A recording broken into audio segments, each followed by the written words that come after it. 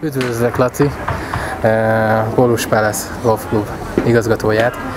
Szeretném megköszönni neked nagyon ezt a lehetőséget, hogy a mai napon itt a Paulus Palace Golf Clubban sikerült megrendeznünk az első magyar futgolf versenyt. Hogy érezted a mai napon itt magad? Nagyon jó nap volt, szerencsére az időjárás is nagyon szép lett. Nagyon velünk volt. Igen, ha egy héttel ezelőtt lett volna, akkor nagyon kínos lett volna, mert szakadó eső volt. A Paulus Palace mindig nyitott volt az új kezdeményezésekre, most is az. És ha belegondolunk, hogy egy közel 70 hektárnyi ilyen területen tulajdonképpen egyetlen egy golf, illetve egyetlen egy sport folyik, ez a golf, akkor az ember elgondolkodik azon, hogy lehet, hogy érdemes ilyen dolgokat, amik a golf mellett elférnek, még bevonni, hiszen a magyarországi pályák kihasználtsága az elég alacsony. Nagyon kevés a magyarországi golfos sajnos, nagyon nehezen indul be.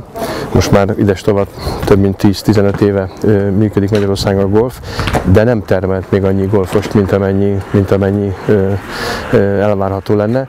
És ezek az akciók, ezek mind olyanok, amelyek a golfot is népszerűsíthetik, a futballt is népszerűsítik, meg egyáltalán a szabadtérben eltölthető sporttevékenységeket. Szerintem van ennek jövője ennek a sportnak, és nagyon örülök neki, hogy mi adtuk az első helyszínt. Örülök én is, és remélem, hogy lesz még több alkalom ezen a helyszínen. Mennyire élveztette a játékot személy szerint? Nagyon rég futballoztam már, és hát ugye el is vagyok rendesen hízva. Régen annak idején rengeteget futballoztam.